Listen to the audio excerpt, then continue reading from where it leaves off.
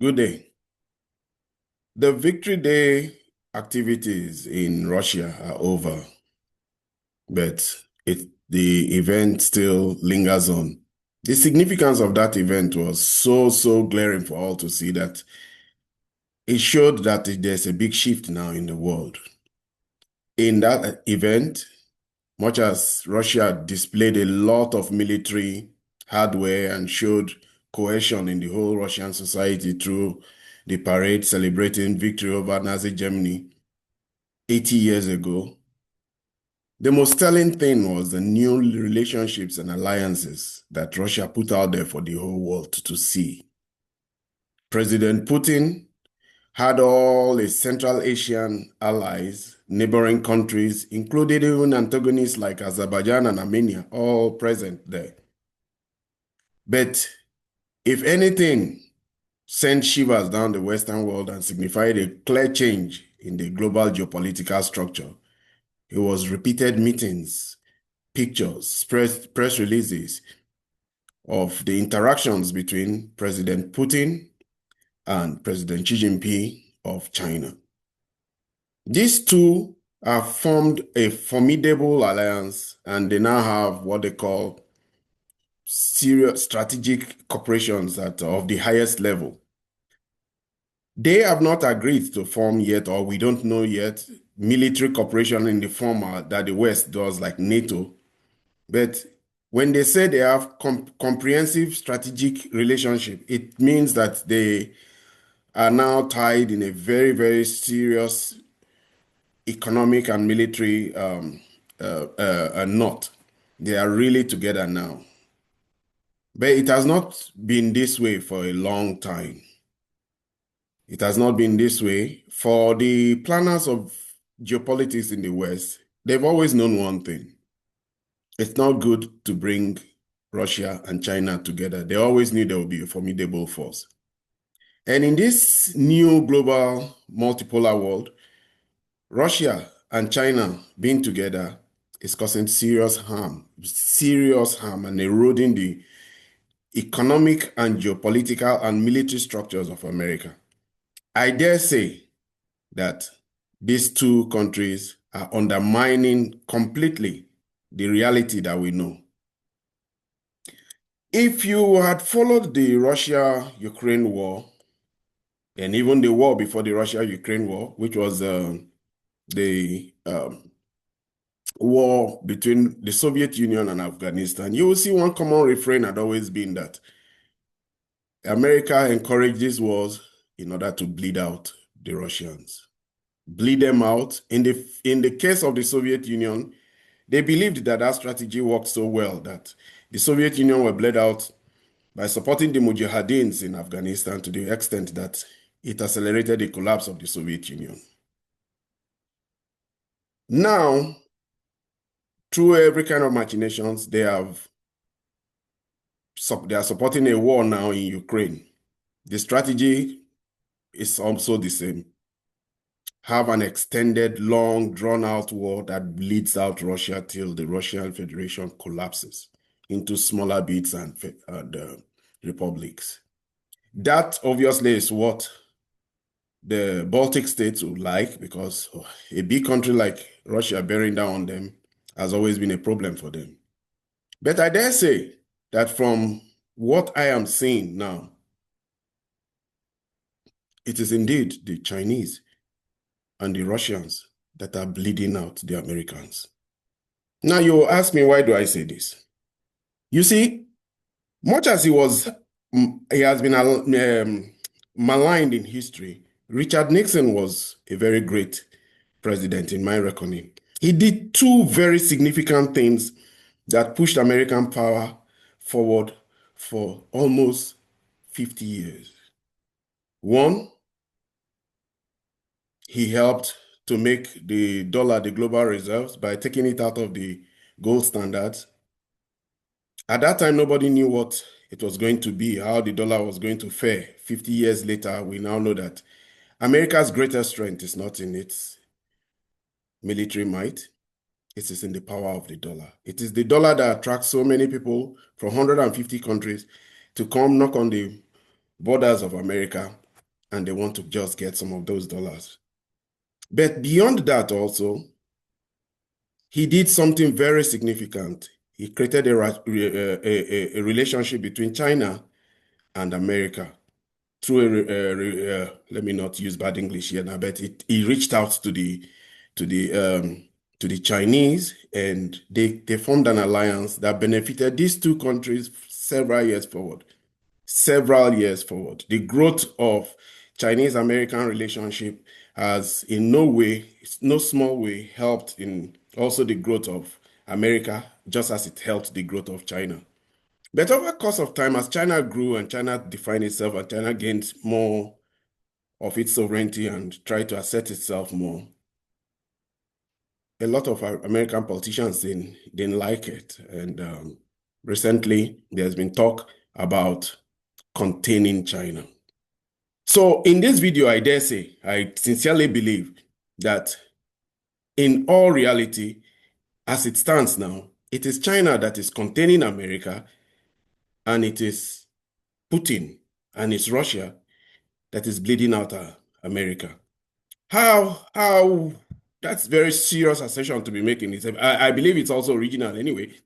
But yeah, it is. If you look at this image here now, this image I will share here. If you look at this image, you will see something very significant. How relaxed, how relaxed Xi Jinping is with, I think I got that wrong. Anyway, how relaxed Xi Jinping is with um, uh, Putin. Yeah, this is it. Yeah. This is a relationship that should never have happened. This is a relationship that frightens a lot of the people in Washington. This relationship is what America wants to break.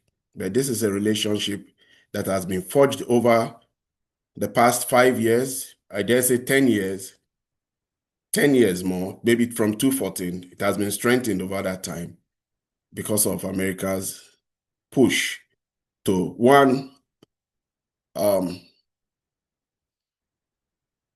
bleed out Russia, and two, contain China.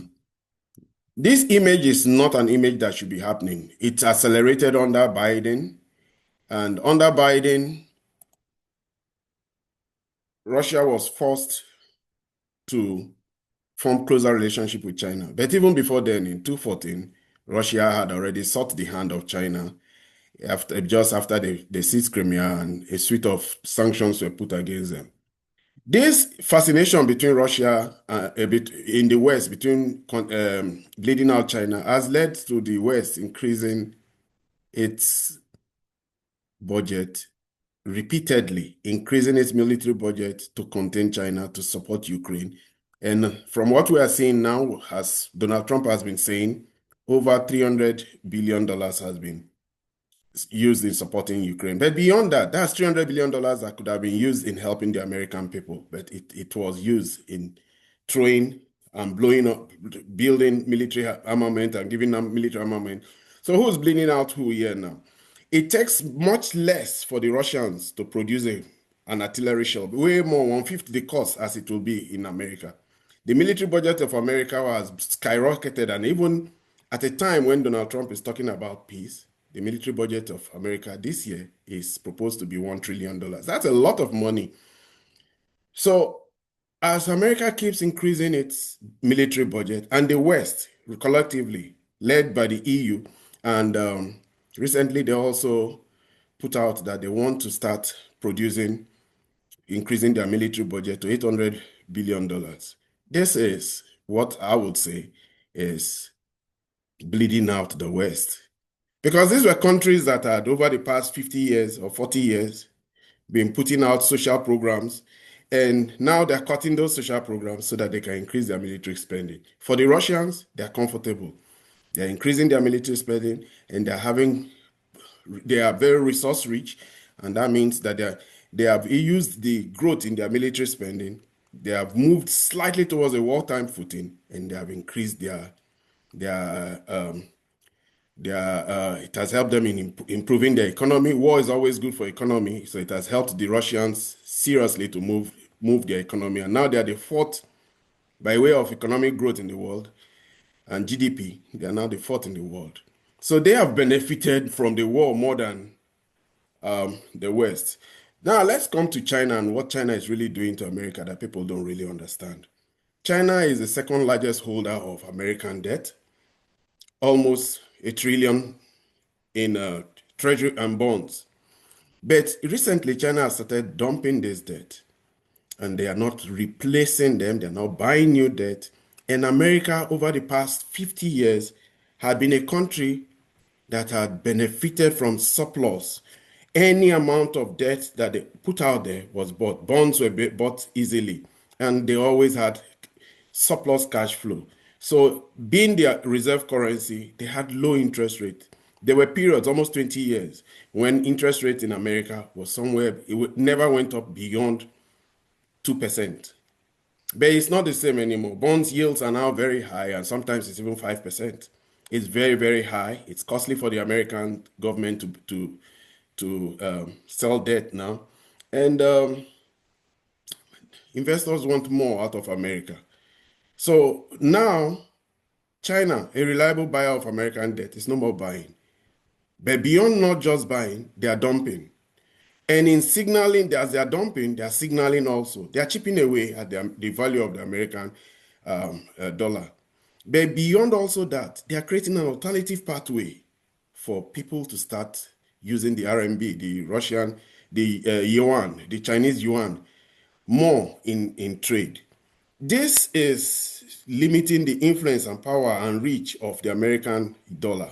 Somehow, the Chinese are chipping away slowly at the strength and the might of the American dollar. And these two people are cooperating in a manner under the framework called BRICS. They want to even build a financial system that, how would I call it, ring fences them from the Western financial system, particularly the SWIFT system and the dollar system and the euro system. So they are creating an alternative pathway. And for America, whose strength is these are financialized markets. London and Britain and America are heavily dependent on their financial structures. So when China stops buying and China starts creating a pathway for alternative to the dollar, and China is now trading with almost 100, top trader with 120 countries in the world and now telling them, pay us in our local currencies. It is undermining the dollar. And these two countries are, in their own way, really doing a lot of damage. So I would argue that it is the Chinese who are containing America in another way, very significant way. The Chinese have sewn up all the markets for all consumer goods, almost all consumer goods, apart from that in America. The Chinese have seized control of South Asian markets for their products, for the Middle Eastern market, the Latin American market, for every single consumer good you can think of out there, from electric cars, phones, to any product you think of. But the one market they have been shut out of is the American market. And for the American market, it is now sequestered. It is now an American market. American exports can't sell anywhere. Apart from the Chinese market, which is usually the second largest market for most American firms, they can't sell as well as they have. So they've been, if you're in soccer or if you're a Nigerian, you know what the word we call quacking. The Chinese have quacked the Americans out of every single segment and out of every single market. The only market America holds dearly to is the American market. And that's for consumer products anyway. And now, the Chinese are now doing products that are competing on a peer level with the Americans. Products that the Americans had monopoly to. There was a time that it was only the Americans who will give you, or the Europeans who will give you space rights and satellite rights. Now the Chinese do it with their Long March app. They give you high-tech offerings. They give you low-tech. They've moved into pharmaceuticals. They moved into all the spaces that the Americans used to dominate, possibly. And now they're even moving into aviation and trying to build their own planes. So you can now see that it is, in one funny way, the Chinese who are containing the Americans in the American market, while they own all the global markets completely. I live in Africa, I'm from Africa, and I lived in the Middle East. Chinese cars everywhere, Chinese products everywhere. But you don't see that as I do. I live in America now, and I know the power and strength of American products. They're proud of it. They're very good, but they're in the American market. Ford 150, Ram 1500, big trucks and everything is just in the American market. But the Chinese have sequestered, contained America in its own market. Can you imagine this? And this is my argument. One, they've made you spend so much on your military. Social services are a problem. You can't imagine what New York looks like, what Seattle looks like, what downtown Francisco looks like. You will never have anything like that, looking like that, even in a country in the Middle East, even some African countries you won't. What you will see in downtown San Francisco and even in New York. So you start to see that who really is harming who really is containing who, and who really is bleeding out who. I've come to the end of today's video. If you like my way of looking at things, um, like, share, subscribe to my channel. But if you have comments and you have contrary opinions, put them in the comment section. I dare say, like I said, in pushing the military budgets of America and in undermining the dollar, the Russians and the Chinese are bleeding out America and containing America. Thank you.